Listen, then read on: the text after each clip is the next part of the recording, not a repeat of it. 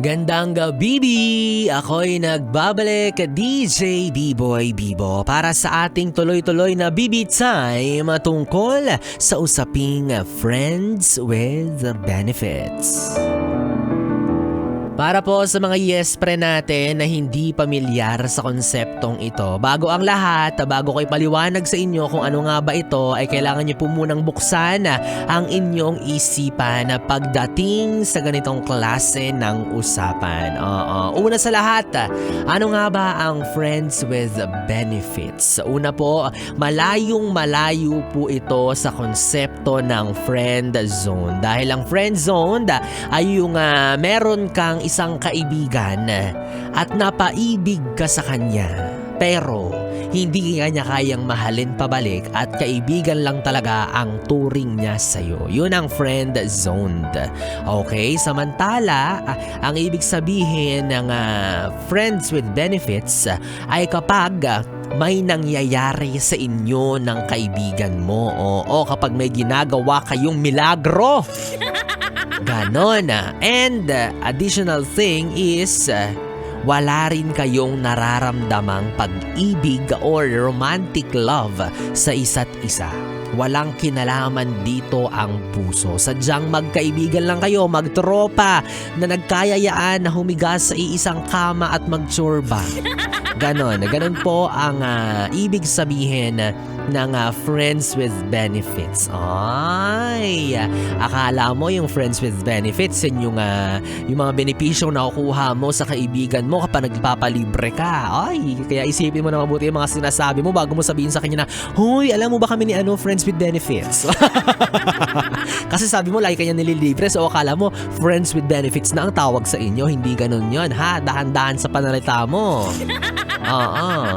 Kasi nga dito sa Friends with Benefits ay wala kayong pag-ibig sa isa't isa. Oo, hindi nyo pinapagana ang inyong puso. Ang pangunahing gumagana sa usaping ito ay yung nasa pagitan ng hita ninyo. Oo, alam niyo so far no mga yes friend, sa mga kaibigan ko wala pa naman akong na-encounter na ganito. Oh no, thank God. Kasi feeling ko kung meron akong mga kaibigan or meron akong kakilalang magkaibigan na ganyan no, na malalaman kong nagsa-something yung dalawang tropa ko.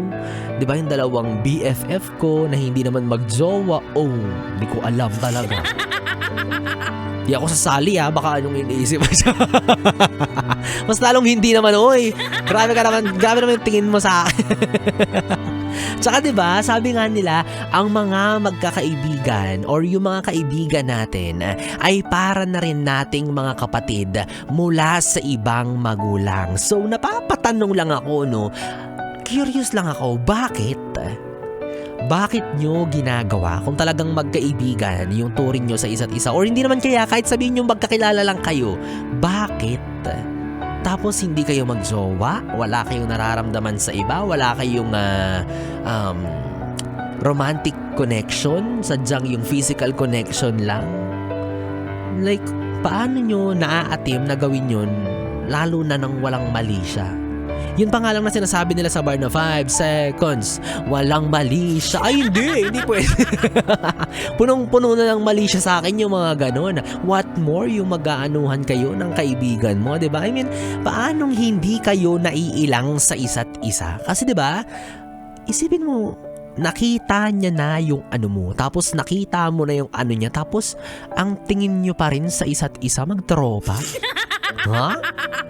I mean, sige, sabihin na natin, wala namang mali siya yun. Nakikita ko naman talaga yung mga ng kaibigan ko kasi sabay kami naliligo kasi nga magkaibigan kami, walang mali siya. Okay, given, magkaibigan kayo, sabay kayo naliligo, nakita nyo na yung ng isa't isa, pero iba pa rin kasi doon yung may nangyayari sa inyo. Diba? So, paano? Ayokong panoorin Curious lang ako paano nyo naaate. Baka ipanood nyo sa akin bigla, ayaw. Well, at the end of the day, no, mga yes friend, sila naman kasi yun. Oo, choice naman nila yun. So, I don't tolerate, diba? Hindi ko kinukonsinte at hindi ko rin kayo ini-encourage na gawin nyo yan sa mga kaibigan ninyo. Hindi naman kaya kung meron kayong pagnanasa sa inyong kaibigan, tapos ayaw nyo naman silang maging jowa, ayaw nyo namang subukan na sila ay ligawan or maging kasintahan, ang habol mo lang talaga yung kanyang katawan, ay no ka dyan, be. Oo, wag na wag mong gagawin. I don't encourage you to do that. O sige na, para sabihin na natin na para sa benefit of the doubt. Eto na, baka naman din kasi, 'di ba? Sobrang sadyang malakas ang sigaw at tawag ng kanilang kalamnan. Oy! Since ayaw naman nilang jumawa pa, 'di ba? Pinatos na lang nila yung kaibigan niya. Oy! May iba namang paraan para para mairaos mo 'yan. Or hindi ko alam, no, baka may mga mas malalim pang rason, no, na hindi natin kayang ipaliwanag. Hindi natin lubos na nauunawaan. Hindi natin alam. Pare-parehas nating hindi alam. Sila lang yung nakakaramdam niyan. Sila lang din ang nakakaalam ng siguro ng kasagutan para sa sarili nila. No? So, hindi natin alam yung mas malalim na dahilan kung bakit nila nagagawa yon. And hindi ko rin naman sila hinusgahan. Ha? Wala akong judgment sa kanila. Trip nila yon at pinapaubaya ko sa kanila yun. Give ko sa kanila yon. Oo. Pero para sa akin lang is mas lamang pa rin yung curiosity. Yung mga tanong. Yet, ayokong i-demo mo sa akin kung paano nyo ginagawa. Alam ko na yun. Ang tanong ko lang is, bakit nyo nagagawa? I mean, paano nyo nagagawa? Yun lang naman yun sa akin. No, curious lang si Biboy Bibo. Ikaw naman, nagagalit ka naman agad. Tsaka at the end of everything naman, kayo naman yan, di ba? Basta mahalagang paalala, higit sa lahat is siguraduhin nyo lang na ang ginagawa nyo ay safe and sure. Oo, safe and sure meaning safe, gumamit ng proteksyon. Oo, and sure, dapat wala kayong ibang karelasyon. Ay, ibang usapan na yan. Abangan natin bukas, baka yan ang topic.